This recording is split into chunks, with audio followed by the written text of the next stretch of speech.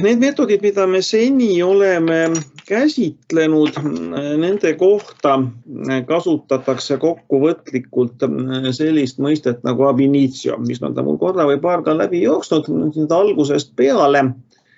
Ladina keeles tähendab, need siis lähtuvad põhimõtteliselt fundamentaalsest füüsikast selleks, et arvutada ja on koolkondi, päris palju teadlasi, kes ütlevad, et tihedusfunktsionaalide teooria on midagi muud kui ab initio.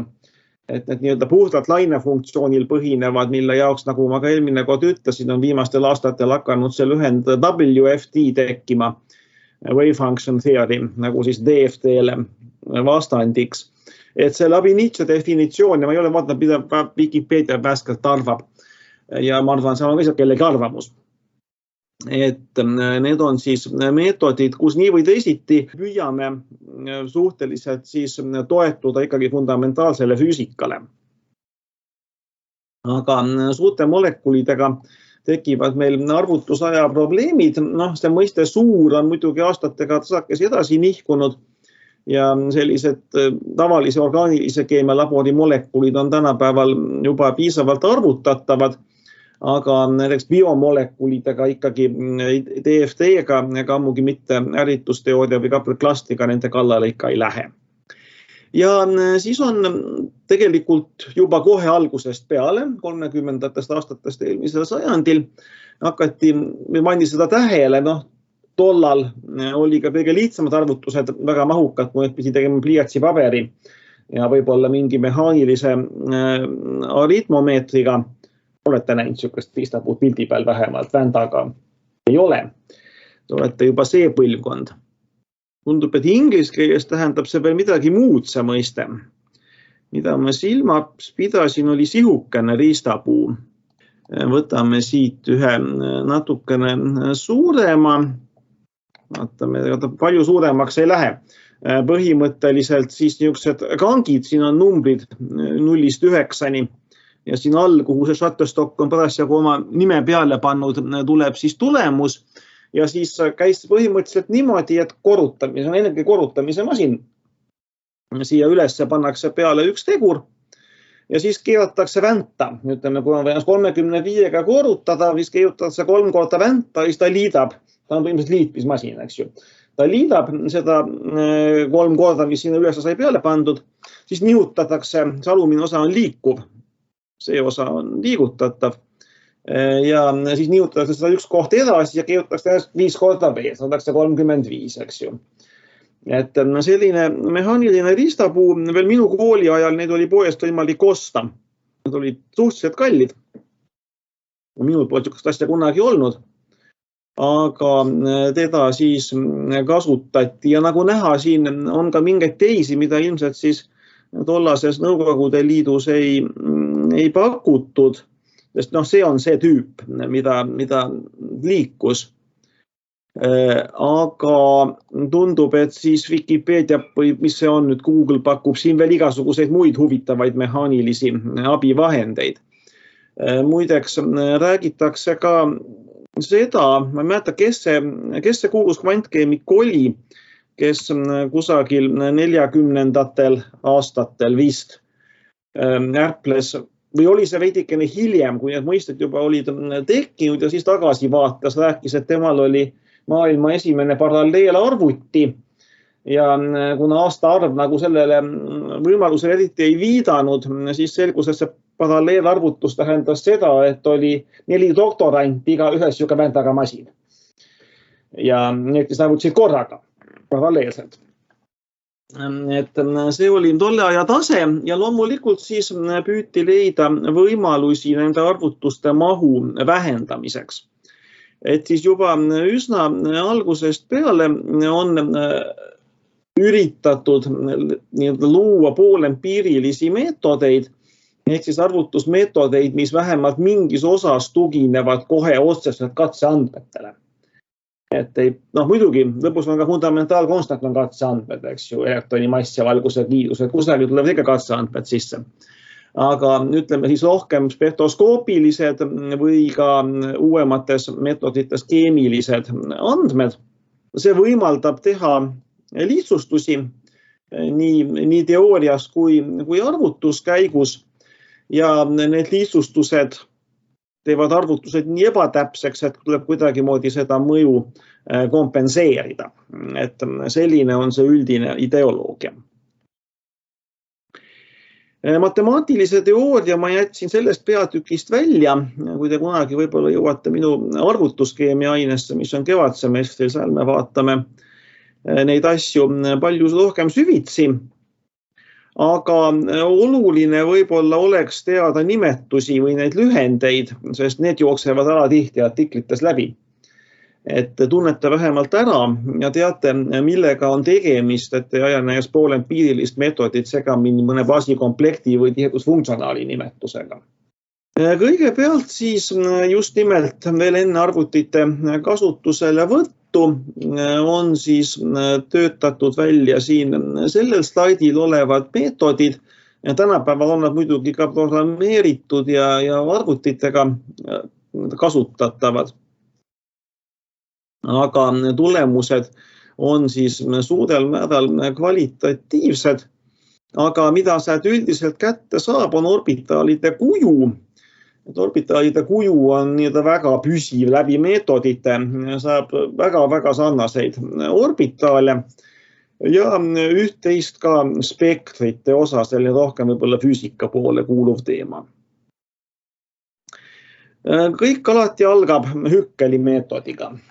See oli siis juba äkki isegi 30ndate algus, praktiliselt kvantmehaanika oli alles mõni aasta vana, et tegelikult kui nii mõelda, see areng oli väga kiire.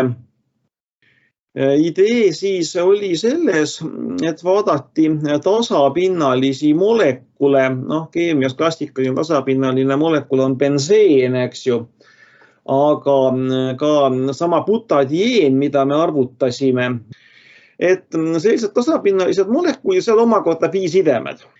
Ja see on selline praktiliselt pliiatsi ja paberiga tehtav meetod. Ma selle matemaatikat siin ei too ära, aga kui tahate, see on kindlasti olemas isegi Vikipeedias või vähemalt seal kindlasti viidatud. Et on siis tehtud väga suured lihtsustused ja siit näiteks selle käigus avastati see kuulus reegel, et aromaatsetes süsteemides peab olema 4n+2 elektroni.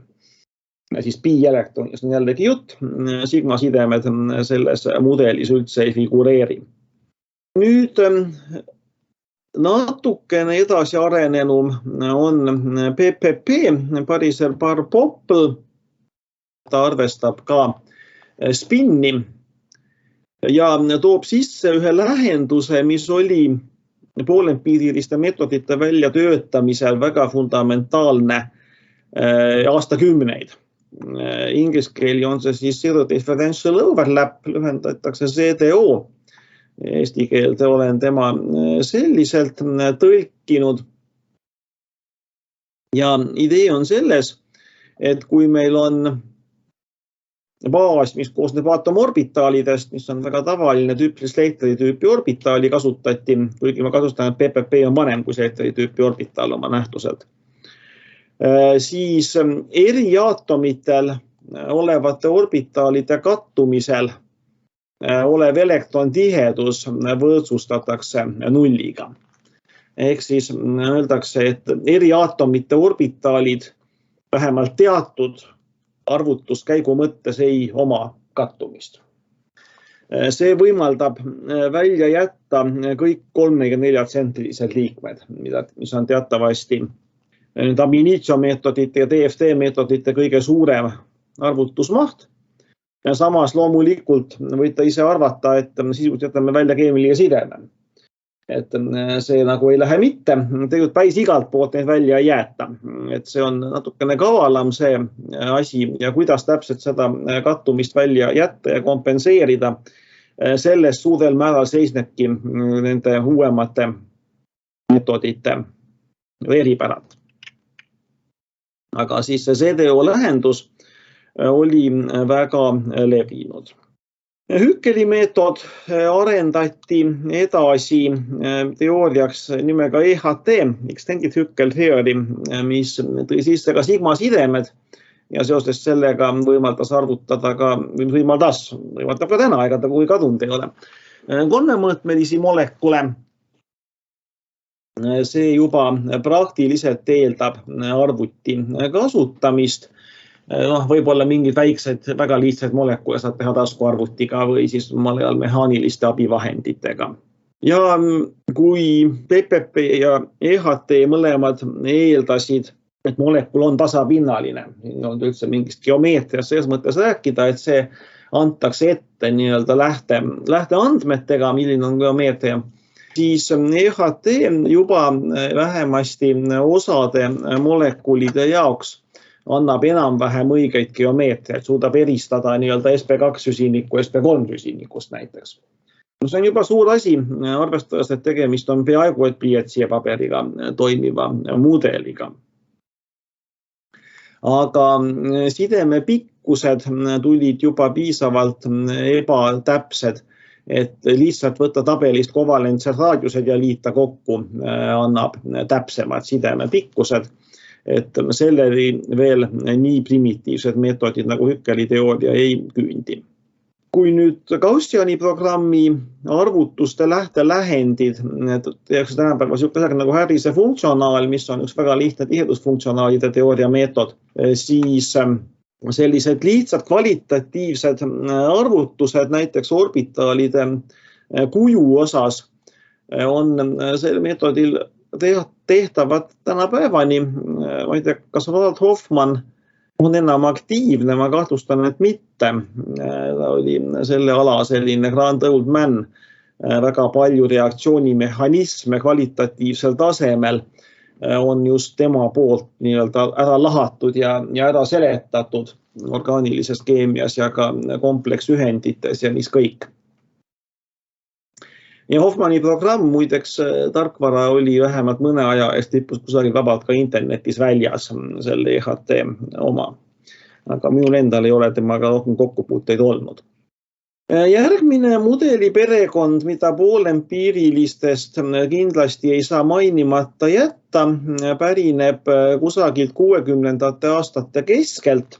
Nad loodi peaaegu et koos, ilmselt need ideed sündisid üheskoos ja publitseeriti siis võib-olla mingite aastaste intervallidega järjest.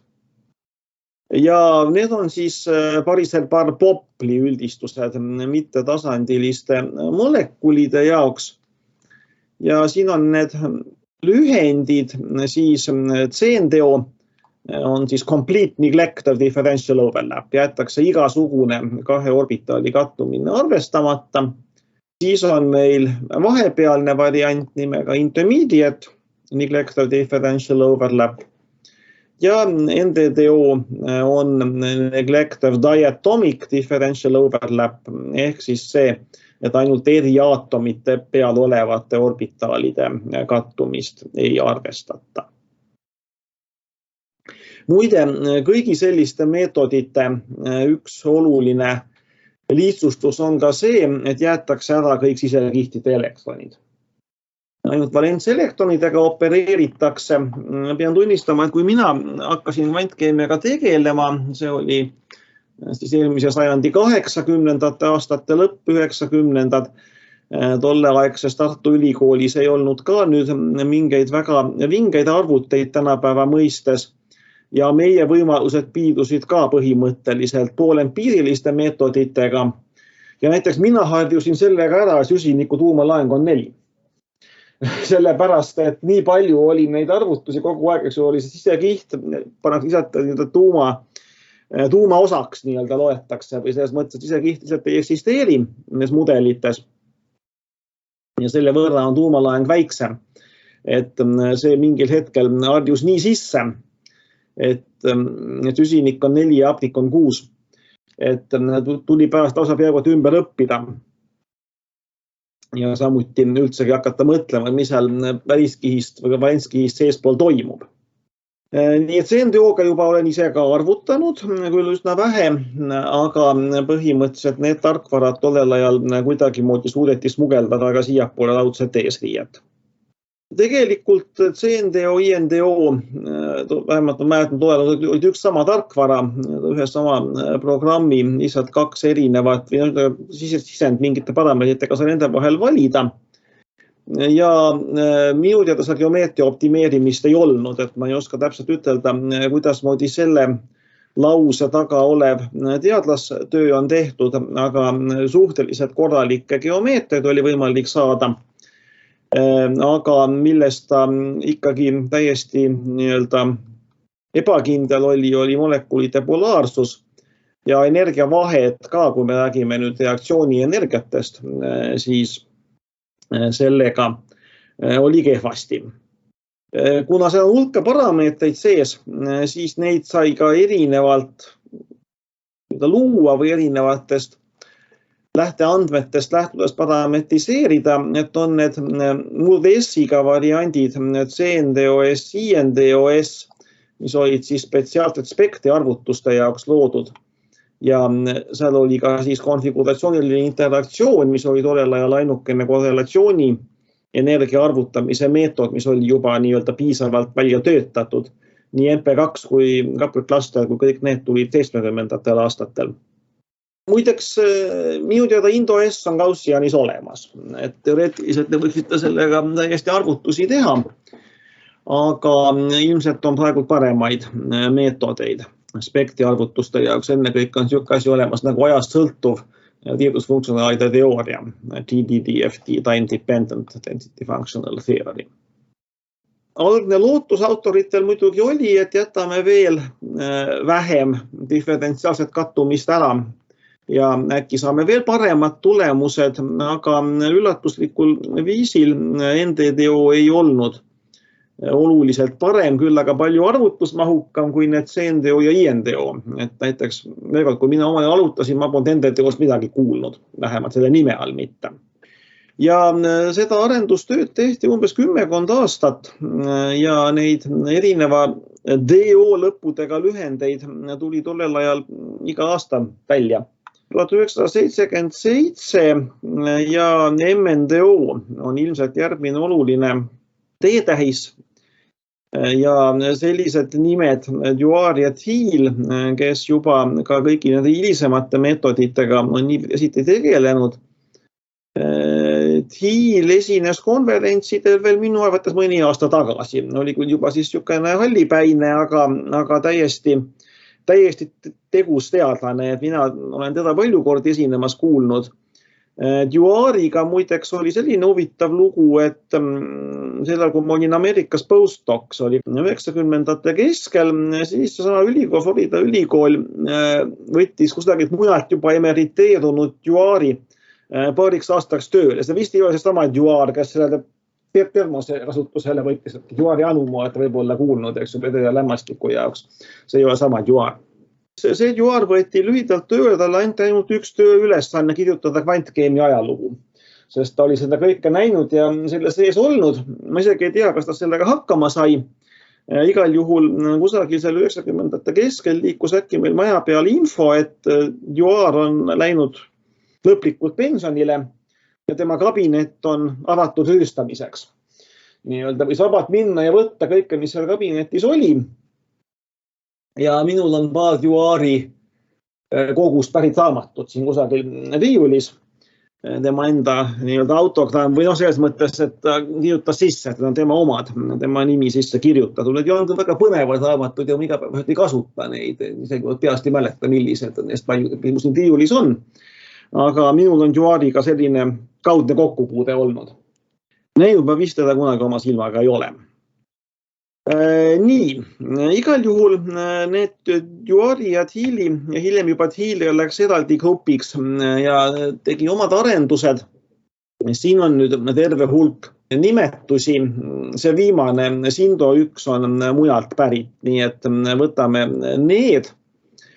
Mis siis oli põhiline idee, mis 70ndatel selle suure muutuse tõi, oli see, et ei seatud eesmärgiks mitte Hartree-Focki tulemuste reprodutseerimist, vaid reprodutseerida siis võimalikult täpselt keemikule huvi pakkuvaid suurusi.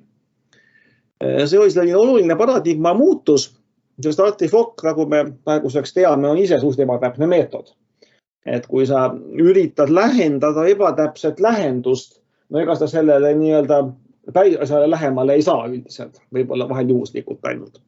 Idee siis on selles, et parametriseerimisel kasutada keemikule huvi pakkuvaid suurusi. Ja siin seerias ilmselt esimene meetod oli Mindo3, see on mingi modified INDO versioon 3, mis veel põhimõtteliselt oli INDO siis edasiarendus. Aga ilmselt see suur kuulus ja üldsegi poolempiirilised meetodid keemias said tuntuks ikkagi MNDO-ga. See on klassikaline meetod, praeguseks juba üsna eakas muidugi 70-ndatest aastatest, põhineb NDDO lähendusel, ehk siis ainult eriaatomite vahelised kattumised jäeti ära. Sisaldab sellega rohkem kaheelektroonseid integraale ja umbes 20 keemilise elemendi jaoks. Seal tuleb nüüd teada, et kõik need poolempiirilised meetodid parametriseeriti konkreetsete elementide jaoks. Et loomulikult orgaanilise keemia omad ennekõike, süsinik, hapnik, lämmastik, vesinik ja nii edasi. Ja tüüpiliselt muidugi P-elementidega oli lihtsam, sest D-orbitaale vähemalt alguses need meetodid ei sisaldanud üldse. Ja sellised, ütleme P-elemendid, võib-olla mõned eelismetallid ja siis mingite väga suurte mööndustega vist pandi ka sisse paar D-elementi ilma D-orbitaalideta, mis tähendab, et uputati kogu see D-orbitaalide värk ära kusagile parameetritesse, mis ei ole muidugi just väga täpne viis asju lahendada.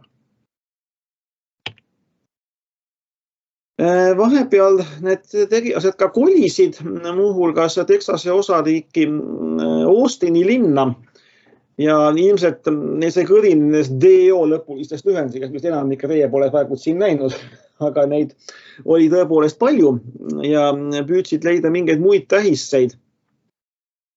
Ja AM1, siis Austin Model 1 ja veel ligi 10 aastat edasi MNDO-st, 9-8 aastat, jah.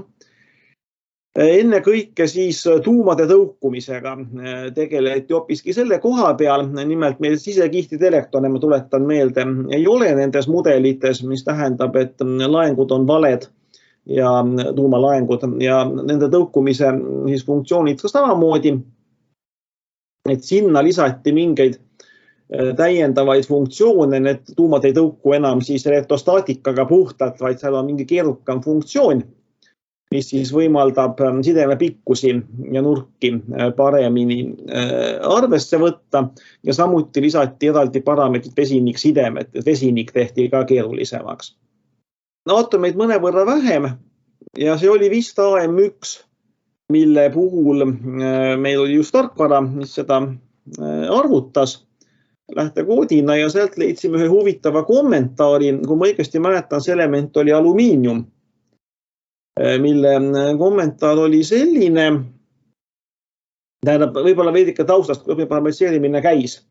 Kõigepealt esimene artikkel oli tõenäoliselt süsinik, vesinik, hapnik, lämmastik. Need parameetrid fikseeriti ära, publitseeriti ära. Ja siis aasta-aastalt lisati elemente, ilma et neid vanu oleks enam muudetud. Kui süsiniku parameetrid olid juba kord paigas, siis loomulikult arvutati uute süsiniku ühendite siis on omadusi, süsiniku ja ütleme fosfori näiteks juurde. Aga fosfori parametriseerimisel enam süsiniku omasid ei muudetud. Ja ühesõnaga see kommentaar siis seal programmi tekstis oli, et alumiiniumi mingisuguses parameetris oli viga. Kusagil oli mingi arv, keegi oli kusagil käsitsi ümber toksinud ja vea teinud. Ja sellele vaatamata nad olid otsustanud seda viga mitte ära parandada, sest terve rida muid elemente oli parametriseeritud juba seda vigast alumiiniumit arvesse võttes. Tähendab, olid kõik ka vigased, aga seda kõike tööd ümber teha ilmselt ei olnud enam otstarbekas, selle meetodi definitsioon mingil mõttes oli juba paigas nende parameetrite näol. Et see viga jäetigi sisse. Kunagi hiljem avastati, mitu aastat hiljem ilmselt, siis jäeti see viga sisse ja on siiamaani seal. Selleks, et mitte järgnevalt parametriseeritud elementide parameetreid nii-öelda kohalt ära liigutada. Nüüd nende samadest grupist siis Stewart mõned aastad hiljem pakkus välja sellise mudeli, mida enamasti ühendatakse PM3, kuigi tema ametlik nimetus on MNDO PM3. Põhimõtteliselt mitte midagi funktsionaalsest kujus ei muudetud võrreldes AM1-ga, aga osa sellist AM1-ni, kõik need MNDO-d ja mis enne seda olid, osad parameetrid ei tulnud mitte keemiliste ühendite omadustest, vaid tulid spektri andmetest. See oli orbitaalide energiat, mida oli eksperimentaalselt mõõdetud ja pandi sisse. Aga need olid aatomites mõõdetud tüüpiliselt või võib-olla väga väikestes molekulides. Ma olen pigemini aatomites. Siis alates PM3-st kuulutati need parameetrid ka otsitavateks. Ehk siis see laine funktsioon või see mudel siis muutus paindlikumaks. Tekkisid täiendavad võimalused kohaneda ja samuti olid arvutid nii palju arenenud, et suudeti korraga siis lähtuvalt 713 keemilisest ühendist ja siin on kilokalorite ühikutes keskmine viga tekke entalpiates. Näete, MNDO-l oli 22, AM1-l ütleme 14 ja PM3-l 8. Et umbes peaaegu 3 korda on saadud MNDO-ga võrreldes seda täpsemaks arvutusi. Samas ka 8 kilokalorit mooli kohta sinna tänna. No sõltub, ega me siin DFT-ga paremini ei tee sageli. Ma arvan, et P3 lüpp on võib-olla natukene täpsem kui sedagi. Selline umbes on siis nende meetodite täpsus. Ja ütleme nii, et kui me räägime tuntud poolempiirilistest meetoditest, siis AM1 ja PM3 on siiamaani väga palju kasutusel. Need ei ole kuhugi kadunud, kuigi nad on juba hea 30+ aastat vanad. Seda PM-seeriat on edasi arendatud. Ma peaksin vaatama, ma ei ole seda slaidi ammu uuendanud. Mul on siin PM6 ja aasta 2007 ära märgitud, kus on siis üle 9000, 700 kandis, et on palju suuremate ainete loetelude peal. Osa neist ka on ab initio täpsed arvutused, mis praeguseks on tõesti väga täpsed ja tihti täpsemad kui eksperiment. Aga selliste peal siis parametriseeritud. Paraku osad neist meetoditest on praegu saadaval ainult kommertstarkvara osana. Kui PM3 programmi võite te veel vabalt alla laadida internetist, kui teda üles leiate. Ja samuti on Gaussianis ja teistes levinud tarkvarades sees need mudelid. Kas PM6 on näiteks Gaussian 09 sees? Jah, PM6 isegi on Gaussianis täiesti olemas. AM1, PM3, PM6 ja nende mingisugused variatsioonid. Et nendega võib põhimõtteliselt Gaussianiga täiesti arvutada ja mul isegi oli varasemalt ainetöödest sees. Ma võtsin sellel aastal esimest korda välja poolempiirilised meetodid ainetöödest. Oluline on teada, et need väljastavad otseselt tekke entalpia. Et erinevalt nendest meetodist, mida me seni kõik oleme vaadanud, kus see arvutatav suurus on elektroonne energia ja tuumade tõukumise energia, siis need parametriseeriti algusest peale nii, et see väljastatav suurus on tekke entalpia. Need algsed programmid, mida ma olen oma ülikooli ajal ja veidike hiljem kasutanud, andsid need kilokalorites mooli kohta. Aga Gaussiani programm näiteks töötab igal pool aatomiühikutest sisemiselt, et te saate tekke entalpia aatomiühikutest, mis on väga veider viis seda väljendada. Ja tekke entalpia võib olla positiivne, neid aineid pole küll väga palju, aga on.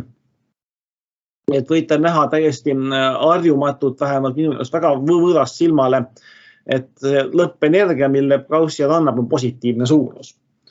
Et see on sellest tuleneb, et see meetod ise on hoopis teistmoodi üles ehitatud. See väljastatav suurus on kohe tekkeentaalpia. Ja üldiselt poolempiiriliste meetodite hiilgeaeg jääb ikkagi minevikku. Ütleme siis 80–90 aastad arvutusaeg oli tihti määrav kriteerium, et üldse midagi asjalikku arvutada, kui te ei taha kogu aeg kõike taandada vesinikumolekulile. Umbes sellest ajast pärinevad sellised naljad, et ükskõik mis ülesande sa kvantkeemikule annad, suudab selle alati taandada vesinikumolekuli arvutusele. Et midagi muuta niikuinii teha ei oska. Seda ma mäletan veel 90-ndatest, kui ma teist postdoc'i tegin Helsingis ja tuli sinna keegi külalisteadlane, kes tahtis uurida vist olid mingid rasked metallid, ütleme stiilis elav hõbe, mõju DNA-le. Ja minu juhendaja siis Pekka Pükk suutis ära veenda, et me asendame selle DNA nüüd rahulikult ksenooni aatomiga, väärisgaasi aatomiga, kuna see oli jällegi ainuke asi, mis meie võimusesse mahtus. Et üks suur pehme asi kõik, et kas ta on nüüd üks väärisgaasi aatom või DNA. Et sihukesi mudeleid oli veel päris palju. Et seetõttu poolempiirilised meetodid siis olid vähegi ainukesed meetodid, millega sai midagi tõsist arvutada ja selle tõttu ka olid nad väga populaarsed ja võrreldes tolle aja korrelatsioonimeetoditega olid nad ikkagi ka selgelt täpsemad. Ja põhimõtteliselt siis välja tõrjuti nad 21. sajandi alguses siis tihedusfunktsionaalide teooria poolt. Eks arvutite areng teisest küljest ka ja sellised funktsionaalid nagu B3 lüpp näiteks, millega sai umbes sama täpsusega energiaid arvutada, on siis praeguseks sellised kuni paarsada aatomit sisaldavad süsteemid ikkagi praktiliselt välja tõrjutud. Aga muidugi mingeid prooviarvutusi või kiireid geomeetriaid või mingit kiiret sõelumist, kui teil on vaja mingeid tuhandeid või miljoneid molekule sõeluda kiiresti, siis miks mitte. Suured molekulid, mis antud juhul me räägime praegu piir kusagil seal 500 ja paari tuhande vahel aatomite arvu poolest, on nad endiselt kasutusel, aga siin tuleb vastu nüüd teine meetodite pere, mida me ei ole selles aines üldse käsitlenud, see on molekulaarmehaanika. Põhimõtteliselt siis Newtoni mehaanikal põhinevad mudelid, mis vähemalt geomeetriate osas on vähemalt sama täpsed, või mitte täpsemad juba tänapäeval. Ja siis on teine asi, mida väga palju tehakse, on kvantmehaanika, molekulaarmehaanika kombinatsioonid, kus näiteks reaktsioonitsentral arvutatakse väga täpse kvantmehaanikaga ja ülejäänu siis molekulaarmehaanikaga. Et sellised asjad on siiski väga tugevalt kärpinud poolempiiriliste meetodite kasutusalasid. Nüüd väga palju kiputakse tänapäevastele tihedusfunktsionaalidele ette heitma, et need sisaldavad ka empiirilisi parameetreid. B3 lüpp on selline tüüpiline peksupoiss selles kohas, rääkimata Minnesota funktsionaalidest M06, M12 ja paljud teised, mis on avalikult poolempiirilised, kus seda ei püütagi varjata. Ja on seal tihti siis kümneid parameetreid sees. Et mäletate võib-olla oma tihedusfunktsionaalide teooria peatüki lõpuosas ka mainisin mõningaid scan näiteks ja mõned funktsionaalid, mida siis just nimelt rõhutatakse seda, et nad ei sisalda empiirilisi parameetreid, et lähtuvad tõesti fundamentaalsest füüsikast ja matemaatikast. Et see on selline väikene nügimine tihti ka siin teaduse ala sees, et kui ei taheta võib-olla mõnda sorti meetodeid siis nagu päris õigeteks tunnistada. See, mida te äsja kuulsite ja nägite, oli salvestatud 1921. aastal Ja nüüd ma siin aasta hiljem lisan siia paari slaidi jagu ühe meetodigrupi kohta, mis on minu teadustöö raames viimastel kuudel või poolel aastal minu huviorbiiti sattunud. Ja see on selline meetodite klass, mida võiks ka klassifitseerida poolempiiriliste tihedusfunktsionaalide teooria meetodite alla. Ja konkreetselt siis kuulub ta sellisesse meetodite kategooriasse, mida tuntakse ingliskeelse nimega tight binding, mis võiks siis olla tihe seostamine või tihe sidumine. Pärineb see ajalooliselt tahkekeha arvutustest ja on siis juba kusagil eelmise sajandi lõpukümnenditel ka molekulide jaoks laiendatud. Neid tight binding grupi meetodeid on tegelikult palju, aga siin konkreetselt vaatame neist siis paari, mis on seotud sellise teadlasega nagu Stefan Grimme, kes on üks väga produktiivne, vist on Austria teadlane. Ja konkreetselt siis tema grupist on pärit selline meetodite seeria, mida nad ühendavad nimetuse või lühendi alla GFN. GFN tuleneb siis selle meetodite rakendamise peamistest valdkondadest ja väljatöötamisel silmas peetust. Need on molekulide geomeetriad, võnkesagedused ehk siis infrapunaspektid ja mittekovalentsed vastastikmõjud, mille alla kuuluvad ennekõike vesiniksidemed, ka halogeensidemed, dispersioonijõud ja muud sellised aspektid, mida klassikalised ei siis poolempiirilised meetodid ega ka tihedusfunktsionaali meetodid sageli küllalt edukalt ei kirjelda. Et siis eraldi on mul siin ka märgitud, et energiaavaldistes on eraldi liikmed dispersiooni arvestamiseks, mis on selle meetodite seeria puhul oluline. Ja kui me vaatame seda lühendit, siis ongi GFN juba lahti seletatud ja siis TB tuleb tight binding ja see X on siis nende poolt lisatud tähis. Kui me nüüd võrdleme nende meetoditega, mida ma seni siin peatükis kirjeldasin, siis võib-olla baasikomplekti poole pealt on tegemist Slateri tüüpi orbitaalidega, aga kui me siin ka kvantkeemia arvutustes oleme STO3G-d korduvalt näinud, siis nendel on detailsema kirjeldusega STO5 või 6G, mis on siis eripära võrreldes ka seni kirjeldatud meetoditega, kus on reaalsed Slateri orbitaalid kasutusel olnud. Teine nüanss, et vesinikuaatomil nad kasutavad lõhestatud baasi, mis võimaldas samuti selle meetodi täpsust tõsta. Hamiltoniani maatriks nagu poolempiirilistes meetodites sageli siis koostatakse spetsiifilisi avaldisi kasutades. Ja siin siis on need avaldised omakorda pandud sõltuma aatomi laengutest. Et selline uudisvariant ka võrreldes varem kirjeldatutega. Neil on, ma ei hakka siin valemeid ära tooma, aga tuumade tõukumine või tegelikult siis tüvede, kuna ainult valentskiht on loomulikult kirjeldatud, siis see tüvede tõukumise avaldis on tunduvalt keerulisem kui lihtsalt Coulomb'i seadusest tulenev. See võimaldab geomeetriaid paremini kirjeldada.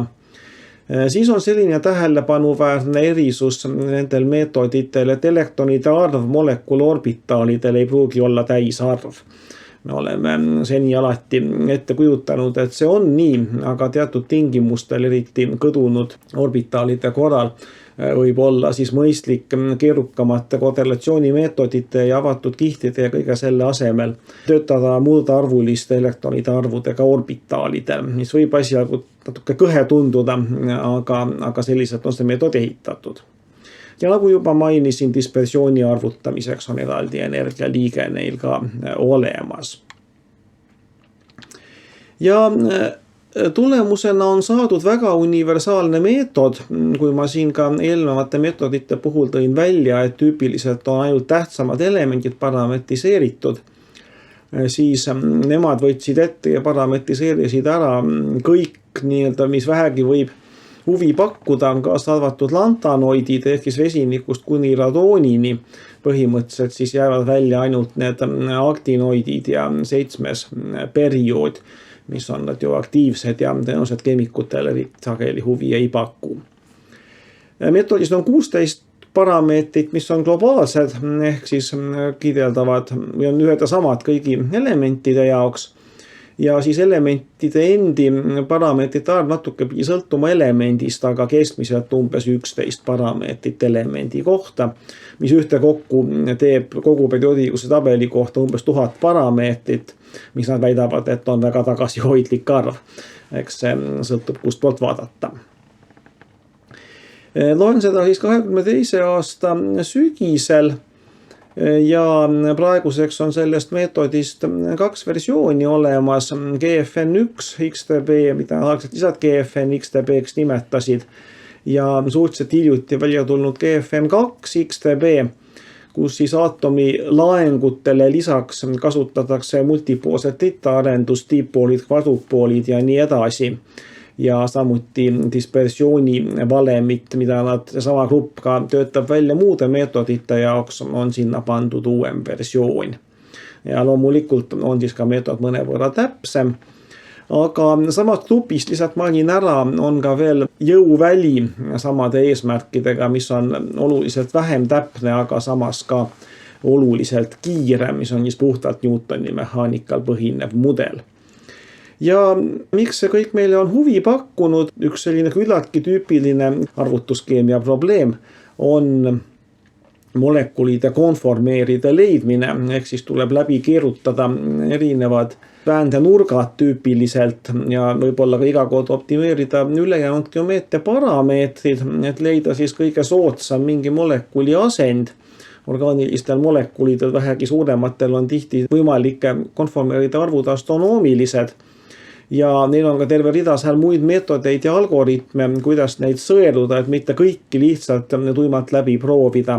Ja see on üks rakendus, kus ka sellest grupist on siis terve rida spetsiaalseid meetodeid ja tarkvara, mida ma siinkohal ei kirjelda, mis siis võimaldab just nimelt selleks otstarbeks rakendada neid meetodeid.